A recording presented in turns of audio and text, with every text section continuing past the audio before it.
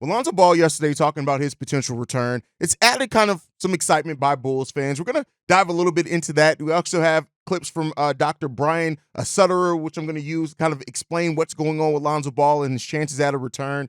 We're also going to follow up on the Zack LaVine trade rumors and ask the question that if the Bulls have to give up draft assets to move on from Zack LaVine, should they just hold on to him? And then what would the impact be of the other players on the roster if Zack LaVine does end up staying on the team? And then lastly, we're going to get into the mailbag. All that and more right after this. You are now tuned in to Chicago Bulls Central, your number one place for all Chicago Bulls news and content.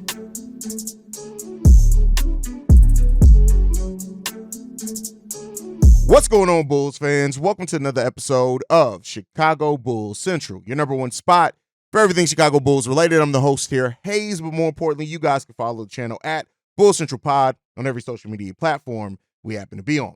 With that being said, let's go ahead and get into this content for today, y'all. And so Lonzo Ball has, reinvigorated the talk around him, kind of some of the hope and things like that around his, potential return. And while we did have an emergency episode yesterday, kind of right after the podcast dropped, and him talking about him being, being able to be available game one yesterday, it's the conversation has gone all over the place, right? And I think more Bulls fans than I kind of expected, realized like, all right, Lonzo, let's just get to the point of you being cleared, and then let's see what's going to happen there. But, Lonzo has been gradually talking more and more as if it's a sure thing that he's going to be back. And while I have my doubts over that, right, because of the two different injuries that he has going on here, right, the meniscus replacement, then on top of that, also the cartilage replacement. And while I can explain it the best that I can, you guys know, if I have resources, things like that, I try to use those. And Dr. Brian Sutterer is a medical doctor, a sports medical doctor specifically, and he uses his YouTube channel to really kind of educate sports medicine in the world of sports medicine, and he'll even go into specifics when certain players get injured and things like that. And he had a video that dropped yesterday after the Lonzo thing, after our breaking news episode as well, or else I would have used it there. And I want to pull a specific clip from that. It's a little bit longer of a clip, but I think it kind of explains the situation perfectly. So we're going to go ahead and play that now. Time has been on the impact of Lonzo's career. And I will be honest, at this point, I would still be very, very surprised. Not if he comes back, but I would be surprised if he comes back and excels at the level he was previously for an extended period of time. And I know that's a lot of qualifications here. If we just look at kind of the overall data in terms of like return to sport, a lot of athletes who undergo a meniscus transplant will return to sport. If you look at all the meta-analyses, systematic reviews, a high percentage will return to sport. This is a systematic review meta-analysis that was published in 2019 that looked at a lot of different studies of athletes, some just recreational, some high level, and their overall return to sports. And you can see what they found here. A majority, 77% of athletes and physically active patients were able to return to sport. More importantly, 2/3 were able to perform at pre-injury levels, because at this point, it's not just can you get back to your sport, but are you back to your sport in a way that you're happy for what you were doing before? Now, fairly decent percentage, 13% in terms of reoperations, while some patients unfortunately went on to have a total knee replacement. Obviously, there's a wide range of skill level, sport level here, but just gives you a rough sense that this isn't like a guarantee that you're going to get back. And also, the more demand that you have on your joint from playing a high-level sport, it's going to be easier for me to get back to golfing than it will be an NBA player to get back to running, jumping, dunking, and playing a competitive 82-game season for a number of multiple years. So at this point with Lonzo, this is just a sign that there was even more extensive trauma and surgery done to his knee than we initially expected. It wasn't just a cartilage transplant, which in and of itself is a big major operation. It was also a meniscus transplant, which is an equally big operation. So you've got two big operations together that make it even harder to come back from. Impossible? No. But I think at this point, you have to be honest with your athlete and with your expectations of you're just hoping to get people back physically active. Yes, the goal is to be back at an NBA level, but in reality, the true successful outcome is going to be, can you get back to playing basketball at all? The big unknown is, can you get back to basketball at the level you were at? And that's the part that I'm still doubtful of. And I think it's reasonable to have that level of skepticism just based on the data, what we've seen before, and trying to have realistic expectations. Do I think he'll try and come back? Yeah, I think he's going to obviously try and come back. I think he gets back to some degree, but I don't have high expectations that he'll be the Lonzo that we saw before. And if he is, that it will be for more than just a few years or a couple of years. I hope so, but I think the reality is that we can't put that pressure on him to expect that that's what it's going to look like. And so you'll get there from that Dr. Brian Sutterer clip is that the facts are just the facts, is that, Lonzo Ball could be cleared. And that's kind of the thing that, I think a lot of Bulls fans realize at this point is that even if Lonzo Ball is cleared, at what capacity is he going to be cleared at? But Dr. Brian Sutterer adding in the added layer of, all right, but it's also how long will you be able to compete?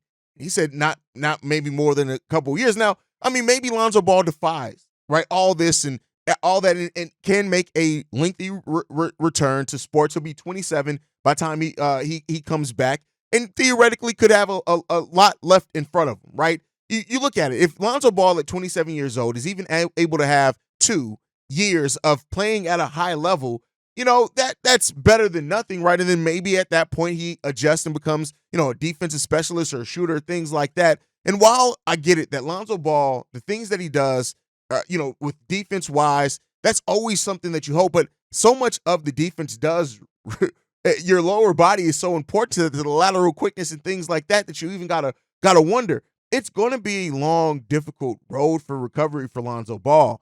And, hopefully, I know I've been saying that for a while now, and I know some Bulls fans want to hear it, some don't want to hear it. But the fact of the matter is that this is going to be a difficult thing for Lonzo, right? Like, and I love that Dr. Brian Sutterer, explained it in the sense that it's about not necessarily about getting back to basketball. It's about getting back to health, right? And then, maybe you can get back to playing, but it's not necessarily meant to do that at like an NBA level. So, Lonzo, we'll see, right, what happens with Lonzo Ball. But I think the fact of the matter still relies on this. For a player that doesn't have the kind of projection to even be able to stay in the NBA around long if he is able to return, we gotta temper those expectations on his Bulls career. He has 1 season left on contract. And again, I should have put this on the list of things that I talked about the other day where let's debunk some Bulls fans' hopes and narratives. Like, for those that think that if you truly think the Bulls should spend assets on Lonzo Ball to keep him here on this team, I got to question how much you want to actually see this team win. Yes, Lonzo was special when he was able to, for the little bit of time that we were able to see Lonzo be Lonzo. But with his contract expiring at the end of this season, the Bulls, as a team that doesn't spend into luxury tax, which isn't Lonzo's fault, should be smarter about how they're going to allocate their funds and be able to hold on to players. And if you're trying to build out a team, maybe if you can build something out that just things are just working out great for you, you look at that and say, hey, we can't keep Lonzo around if you want to stay around for, a vet minimum or maybe slightly over if we can afford it. But Lonzo should not be a big factor of the Chicago Bulls' future right now. That should not be something that AK is looking for. I know that sucks to say, but unless Lonzo comes back and wow, and I don't know how much he's going to be on a minutes restriction, he's going to be on a back-to-back restriction, all these things are going to be there for Lonzo. The Bulls owe themselves. The first thing is to put the team in the best place. And, we'll see what AK and their mindset is on that, guys. But I just wanted to bring that clip over. So I know not everyone is aware of Dr. Brian Sutterer. Like, please go and check out his channel if you're just kind of interested in the whole sports medicine. He has like 4 or 5 videos on Lonzo from the history of the injuries and stuff with Lonzo over the years. And, really good information there. All right, let's move into the next topic, which Zack LaVine. So I talked about yesterday the 76ers rumored trade interest in Zack LaVine. And one of the part that stuck out in that was the draft capital aspect of it, right? Which I think a lot of Bulls fans and everybody else kind of looked at it and was like, really, if we got to give up that?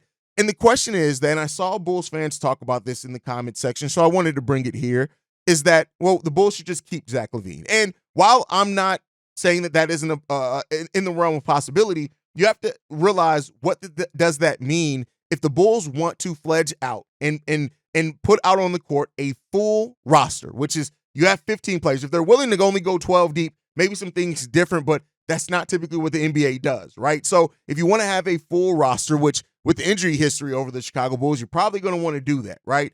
That if the Bulls do hold on to Zack LaVine, that would then mean either letting DeMar DeRozan walk, Patrick Williams walk, waving, stretching Lonzo Ball. So one of those things has to happen if the Bulls want to be able to have a roster of full 15 men. It's going to have to happen. And that's what is motivating this in a large part for the Chicago Bulls as well, is trying to find a trade partner for Zack LaVine, because while Zach is not the problem. He's not the only problem here with Chicago. But you still, and I really do think that AK was hoping when he signed Zack LaVine, that Lonzo was going to be back, that the team was going to be rocking and rolling, and at that point in time, he was going to feel comfortable going into the luxury tax to then be able to keep building the team. It didn't happen that way. But when you look at how close the Bulls are up to the luxury tax, right? The most salary cap space that they can have if they let everybody walk is $12 million. The space that they have beneath the luxury tax is $45 million, right? And keep in mind, that is with everybody still under roster, right? Except for DeMar DeRozan, Patrick Williams, Andre Drummond, Javante, who was a back into the bench signing. That's 4 roster spots. And then if Torrey Craig opts out as well, that's 5 roster spots, right? DeMar DeRozan, we know that the Bulls reportedly have offered him $40 million. We'll see what happens with that. Patrick Williams, we hope that he's going to sign between 12 and 16 million, somewhere in between there. That if you are looking to re-sign both those guys, that's going to put you right up there against the luxury tax, if not above it by itself, right? So that's still without filling out the remaining 2 to 3 roster spots that we're going to have left. And so thus the Chicago Bulls, and this is why I keep saying that people who think that the Bulls are still going to run it all back, they really can't unless they're going to pay the luxury tax. Something has to give here. And so that is the place that the Bulls have to ask themselves what they want to do if they can't move Zack LaVine. That is why you hear things like moving Zack LaVine is the first. And I know, like people who say, well, they don't have to move Zack. You're right. They don't technically have to move Zack. But then that means not re-signing DeMar, maybe losing Patrick Williams, maybe not being able to have a full roster, right? So the Bulls are in a place where they have to ask themselves those tough questions. And I'm not here to say one direction is right or wrong over the other. I don't have the full vision, but it's going to take creativity, and it is going to take a focused effort from this front office to put together a roster that we're not even talking about a roster that can compete, but put together a roster that is just formidable, right? And yeah, they got a first-round pick coming in here. Our pick at number 11 has a salary cap hit of $5.2 million. We already know that because that is just part of the CBA. It's a scale thing for where you pick at, so we know what that player is going to come in at. It's going to be real interesting to see what the Bulls do here, man, because they find themselves in an interesting spot where it's not easy to just run everything back. It just isn't. And so we'll see what happens, y'all. We'll see what happens. It's going to be fun. Fun to watch, though, and see what the Bulls do here, man. But yeah, I just wanted to kind of clear some of that up, too. We don't have any draft coverage today. We'll get back onto that next week. Not that I'm tired of draft coverage, but we got a lot of voicemails, and so I wanted to give space to that. We may even have a draft prospect on tomorrow, depending on how things go. But let's go ahead and get into the mailbag, man. I've been looking forward to this all week. The first voicemail that we got today is from Vaughn. What's up, Hayes? This is Vaughn. So I've been thinking about how the hell would we get rid of Vooch at all, and there's really not that many teams, but watching Jamal Central, that Warriors idea that he presented was actually pretty interesting to me. I didn't realize that Chris Paul had a $30 million contract that was completely unguaranteed.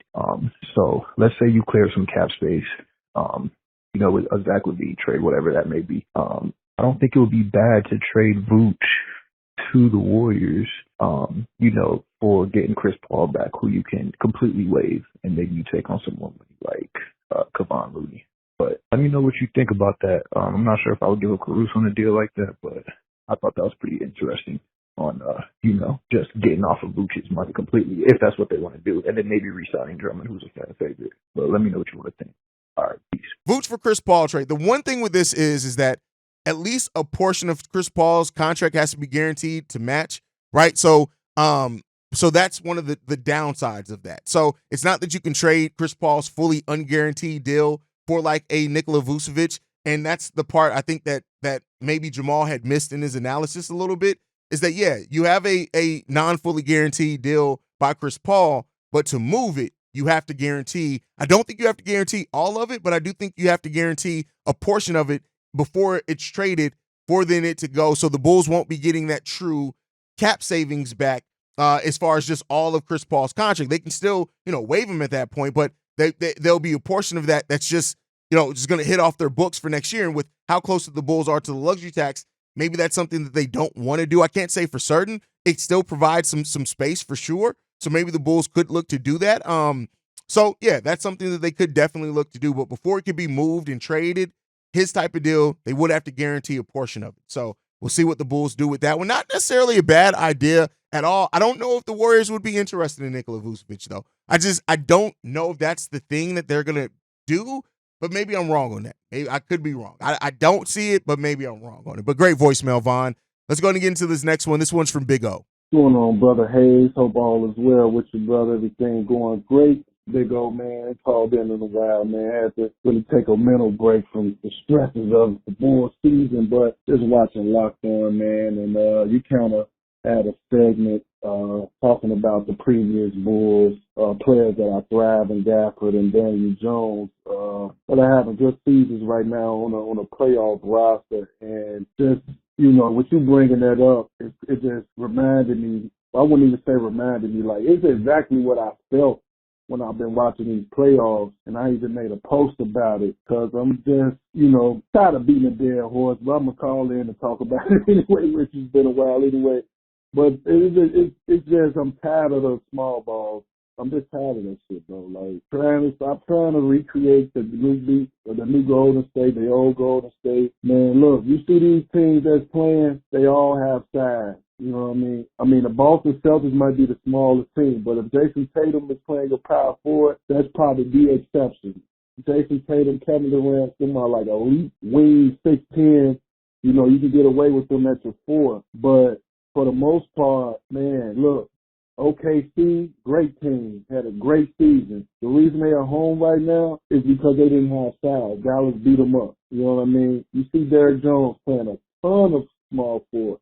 I was thinking the same exact thing. Like, this guy is not playing no center position, and PJ is playing all the minutes at the 4 because it's either PJ and Lively out there or it's PJ and Gafford. You never seen Derrick Jones out there at the 4. Rarely, you know, but that could change in the future, you know, maybe in this series, but I highly doubt it, right? So I just want the Bulls, bro, to, like you said, just start playing, get to a real power forward. Go out, find some talent, get guys, let guys play their natural position. Stop beating the dead horse trying to play. You know, you can still have size and play fast. You don't need to have fucking 6'3", 6'4" guys at your power forward because you want to play fast, really, Donovan.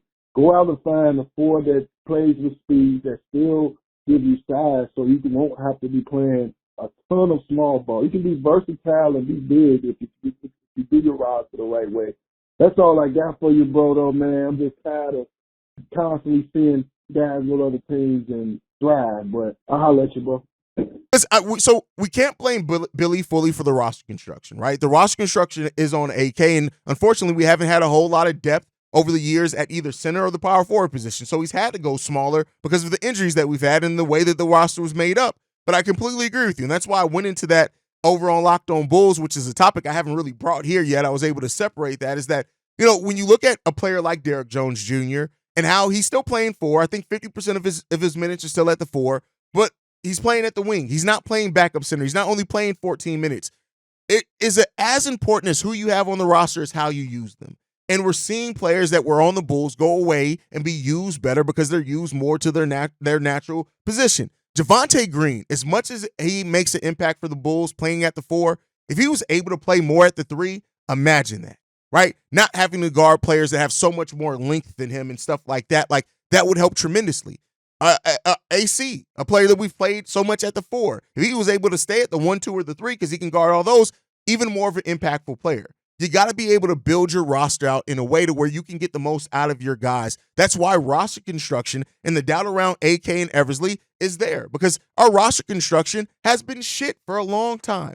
Now, hopefully we're starting to get to the place of that changing some for the Chicago Bulls. At least I hope so, because it's been rough. It's been very rough. And so if those things can change for the Bulls and they can get to a place of being able to have a better roster construction, then we can see better for this team. And so, you know, I think that is something that in changing things with this roster that they're doing, I really hope that they change it and say, let's try to put players in their best positions, and then let's truly evaluate what we have in them. Because, listen, you know, as you were evaluating young players and Julian Phillips, Dalen Terry, right? Io, who, like, you see what Io looked like as an off-ball guard last year instead of having to try to be more of a traditional point guard. Like, let's get the most out of these players and then evaluate and see what we have in them. That's my personal opinion. Great voicemail there from Big O. All right, let's get into this next one. This one's from Mello. Yo, what up, Paige? This is Mello. I was just watching you on Central the last thing you spoke about the draft and about next year's 2025 draft. And I'm on your side with that. I think this year, I'm not saying blow it up, but I do think they should start to look into retooling or rebuild, whatever you want to call it. Because if they get that number 11 pick next year like they did this year and miss out on a top 10 pick in next year's draft, it's going to be at least 15 years or some shit like that before this team is even relevant again with the amount of talent that the NBA has right now. And I think with what they have in place with Kobe and even Io might not be a great scorer or whatever the case is, but he can defend a lot of dudes in the league. So I think that's a good start right there. I think for me, I'm looking at a lot of dudes in the draft. If they don't go after a center, I like the Tyler Smith kid. Because if they could get him, put him at the 4, possibly move Vooch in whatever way they can. And a lot of people ain't going to like this, but we signed P. Will for the low and put Smith at power, have P. Will there with Io and Kobe. That's not a bad start. And this keeps us out of the play-in or even making the playoffs in any way, shape, or form. Love DeMar, what he's done here, but for him to turn out $40 million per at his age, we should not give him anything more than that. Zach's going to be moved. It's time. It's really time. Hopefully the front office agrees. Talk to you soon, bro. Listen, I agree with you. The 2025 draft is your next opportunity to truly add a franchise-changing talent. It's the most now realistic chance that the Bulls do that if they can hold on to their own 2025 pick. Now, in no way am I saying that the Bulls should just trade off of everyone to be able to be top 10. I'm not saying that, right? But I am saying that you weren't that far off this season. And the Bulls have to ask themselves of how much can we realistically improve this offseason? And if you can't improve enough this offseason to get you to being a contender, then you have to look at the 2025 and say, hey, this is probably our next best chance. But that takes a level of clarity. That has to take a level of being willing to take a step back to take a longer term step forward. And I think people when they hear that, they automatically think, well, what are you trying to say? We should tank? No, look at where the Bulls were this season. It's not tanking to stay top, to be bottom 10. It's not tanking. We're basically there most of the season. So, this is a team that has heart, that competes, but it's also a roster that's flawed. This also is a team that the upside isn't necessarily there of being a championship contender anytime soon. So we got to get to those things, man, and places. And hopefully we get to that sooner rather than later. I think that this team can do it, and we'll see what happens with that, man. We'll see what happens. The 2025 draft is deep, man. It's a very, very deep draft, and it's going to be one of those ones where there are going to be a lot of teams. That's another thing, too. There are going to be a lot of teams that look at where they are and then maybe try to start tanking. There are going to be teams actively tanking for next year's draft, and the Bulls got to see what they can do, man. I mean, if they end up holding on to their own pick, it's not the worst thing in the world. It'll be a rough season, and Bulls fans will bitch and complain, but I guarantee you they won't bitch and complain if we end up getting to where we need to get to when we draft a player that then becomes the building block of our franchise going forward. So that's my thought process on that one. You guys can let me know what you guys think on that down below. All right, let's get into the next one. This one's from Corn. Hey, what's good, King? It's Corn. Let's get right into it. I want to talk about, I don't know if we already had, then just say Corn. We already did. You're late, bro. If we ain't hire another assistant, I would love, this is an assistant that I would love for us to hire. Brian Shaw. I love Brian Shaw. I'm a huge Brian Shaw fan as a coach. If we got one more guy to hire, I would love that. Very intelligent, couple coaching jobs. I know he wasn't as good as a head coach, but like you said, some guys are meant to be assistants. And I believe Brian Shaw will be the best one that's out right now, if he's available as well. I don't know if he's available or if he's already working somewhere else. If that's the case, then that's shut down as well. But that's just a curious case with that one, Brian Shaw. Another thing I want to talk about is the draft. And the cold part about it, I still want Zach, but there's a but. If we get the kid from Duke, Sotowski, I hope I'm not butchering his name. Filipowski. I would not be mad at that. That would be the only one though. Anyone else, I'm not gonna lie, I'd be pretty pissed. I don't want Clayton. He to me, he got the same issue that people think they have with Zack Edey, but he only played 20 to 22 minutes a game, Clayton. Zack Edey played 30 to 35 minutes. We already know about Khalil Ware and his motor. We already talked about that, so I'm not gonna get into that. So Filipowski, I don't have no, and TSJ too. If we got to get a wing or something like that, I like Terrence Shannon Jr. You know, so I will add him as well. But I want Zach, man. That's not gonna change my mind. My mind not gonna fall for all that. At number 11, AK should pick Zack Edey. You know me, I'm a fall and live and die by it. I know you rolling your eyes like corn, but it is what it is. You know I love you, team. Blessings. Listen, Brian Shaw is already in the system with the Clippers there, brother. But as far as like, you already know how I feel about Zack Edey. Zack Edey is not the player for the Bulls. Like, he doesn't fit the play style that the Bulls are going to. Yeah, the combine numbers were more fair to him, but at number 11, that's not the pick for the Bulls. I'm sorry, Corn. It's just like you're stuck on D'Angelo Russell last year, and you saw how that played out in the playoffs for you, right? But that's all I can say on that one. Shout out the little shade to my brother Corn. Terrence Shannon Jr. is going to be an interesting prospect, though. And the reason why is that a lot of mocks are starting to have Terrence Shannon Jr. going in the second round. Not because he's a second-round talent, but because teams aren't going to necessarily want to risk a first-round pick with the case that's going on. Now, that case may be solved by the draft, right? And it seems like from like the way that things seem to be trending that it may actually go in his favor, which could fix that. But I tell you what, if Terrence Shannon Jr. falls in the second round, AK needs to be on the phone to try to get the first pick in the second round. Because if you draft a big, regardless of whoever the big is, right, at number 11, and then you get a player like Terrence Shannon Jr. falls to the first round, you pay the money. You pay the money. And I don't even care at that point if it's trading Alex Caruso. I love Alex Caruso. I want to see Alex Caruso here. But if you can get a player the caliber of Terrence Shannon Jr. in the second round, you take that talent and you double down on it. Because, yeah, at that point, but again, AK, is he going to take a guy with character concerns, things like that? Those are all legitimate questions. But Terrence Shannon Jr. is one that, more so than the center at this point in time. You guys know, Khalil Ware, Filipowski, they're my guys at center. I really like those guys. There's some other guys, Dejan Saloon at the wing and things like that. But if Terrence Shannon Jr. falls to round 2, that's going to be a GM's shining draft pick sometimes, because at worst, Terrence Shannon Jr. is going to have 6 man of the year type potential scoring off your bench at worst. And so you got to look at that. But all right, let's get into the last voicemail for today. This one's from Caden. What's up, Hayes, man? It's your boy Caden again.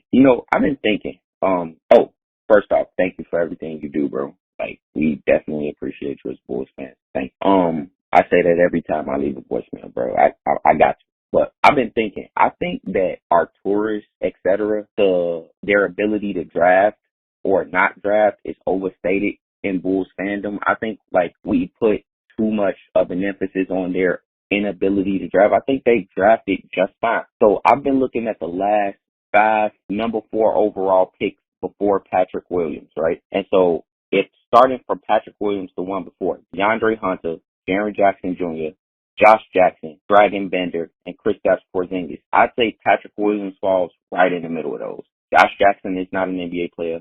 Dragon Bender is not an NBA player. Jaren Jackson Jr. is an NBA All-Star. DeAndre Hunter is mid. And Kristaps Porzingis, I guess he has been an NBA All-Star, right? And then I look at Dalen Terry and the last 5 picks, 18th overall picks before him. You got him. You got Trey Mann, who's mid. You got Josh Green, who's okay. You got Goga Batate, who's not really an NBA player. You got Lonnie Walker, who's pretty good, and TJ Leaf, not in the NBA. And even before that, Henry Ellison, not in the NBA. Like, Dalen Terry is somewhere in the mid to top of that, like, of looking at what you can get at an 18th overall pick. And then I look at Io. Io's a steal. And then I look at JP. JP is probably going to be a steal. I think we really overstate the Bulls' ability to draft right now. They are drafting just fine. And I trust that with the 11th overall pick, they're going to pick somebody good. That was just a thought process of mine. What do you think about it? Let me know, bro. Thank you for answering the voicemail. Like I said, it's your boy Caden. We appreciate everything you do, bro. All right. Acme's ability to draft, and I get what you're getting at is as far as history at the number 4 and number 18 picks. And I've talked about that before. You don't typically get franchise altering talent at number 4. It just doesn't happen a lot. But you can't overlook the players that the Bulls did pass up. Now, Tyrese Halliburton in the Patrick Williams draft, not a lot of people had Tyrese Halliburton that high. But again, it could change your franchise if you would have drafted him. Then you got to look at the Walker Kessler over Dalen Terry. It was a player at a position of need that was there that had exactly what you need, not only a position of need, but the skill set, rim protection, and rebounding was his best skill set. However, he rounded out as a pick and roll defender, and scoring out the pick and roll was you take that risk with it. So you still got to have that as part of your evaluation. That doesn't mean that you drafted well just because historically other teams have done bad at the number 4 and 18. You got to also look at who you passed up, in my opinion. But then you did get quality in Iowa in the second round. Julian Phillips, I do think had Julian Phillips not went down with injury, we would look at Julian Phillips' season ending a lot differently. I like Julian Phillips a lot, but still it does not overlook the misses that you had. And, maybe those are misses now. Maybe Dalen Terry does round out, and we're talking about Dalen Terry in year 3 or 4 or 5 that he really starts putting things together, and we're looking at him differently, right? The story isn't written on that yet. But as of right now, you still got to hold them accountable for who they selected. And it is what it is, right? It's been a mixed bag. But that is why I've said that AK has to get these next few drafts right. He has to. Getting the drafts right is how you truly build a sustainable winning organization. You have to draft well. So let's hope that starts turning for the Chicago Bulls as well, Caden. And yeah, man, great insight, great voicemail. I love that and I don't disagree with the way you went about coming up with your thought there. You went and looked at, hey, this is what historically has happened at these positions, and you're not wrong. I just think that you also have to look at and take the specific case scenarios as well in the effect of who they passed up.